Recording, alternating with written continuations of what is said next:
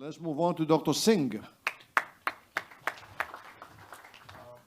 He's on Complication from Hell.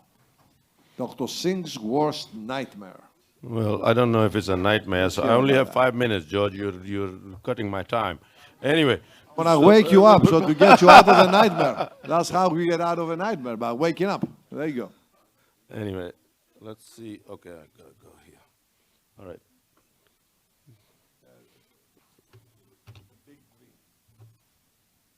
Okay, perfect. All right, so this is a friend of mine. He's a donor for the hospital, and this is my first laser case ever.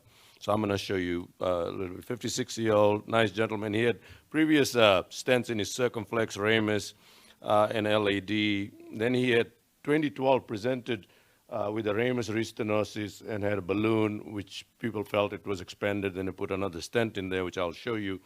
Then he was referred to me afterwards. Why is this? Okay, so this was his first intervention. You can see the ramus subtotally occluded, balloon and quick stent, and you can see just under expansion there, you can see obviously on angiogram. And this was his second procedure. Balloon looks like it's expanded, but when you put the stent in, looks like the stent is again under expanded. So this is my first laser case, and the patient came to me for second opinion. I said, I don't know what to do with this, number one. No shockwave those days. And I said, well, I read about laser, so I'm going to bring you and do laser. So we had to move him into a room with 240 volts, and that's my first laser case. So I did laser. Everybody was there, excited. So this is the laser going in. Then we felt good about it. Then we ballooning it. And after balloon, you see what happens. You see what's going on in the circumflex. So the patient started getting hypotensive and bradycardic, and you see staining in the circumflex, and that's the area we did not have anything going on. When I tried to pull the balloon back, the balloon actually started separating.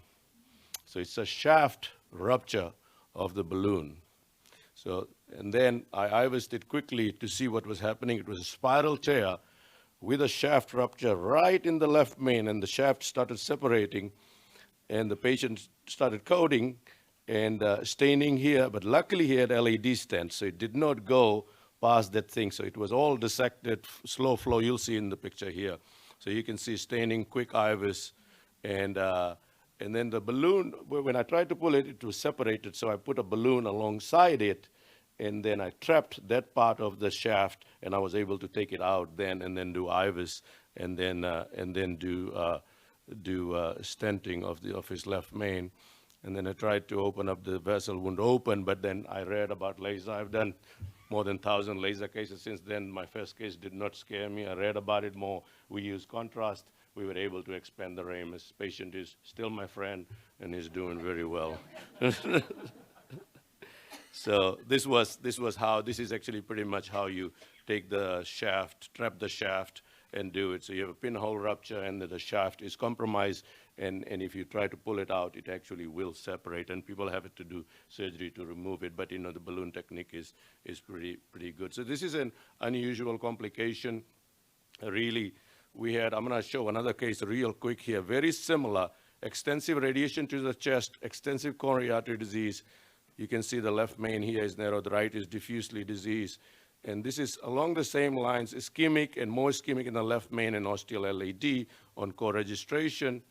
And I'll show you significant calcification you can see. So we decided to do lithotripsy. And you see we did lithotripsy here. And after lithotripsy, look at what happens.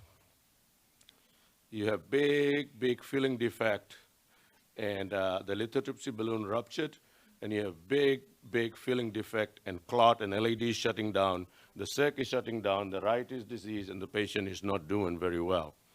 So what happened here, you can see it was really two things. Here, when I was doing it, I got shocked outside the body. The wires actually were damaged outside. So when the wires were damaged outside, we were getting shocked outside. And then the balloon, when it ruptured, it actually created some form of reaction. Don't know what it was.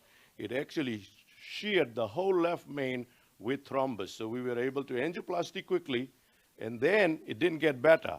And it caused thrombosis, and some particles were then recovered. We did penumbra, and you'll see here, it did penumbra, there was thrombus, there was particles, we took out, and then we quickly stented it because the patient was not doing well, and then we shut the circ down, and it's the second layer of stent in the circumflex.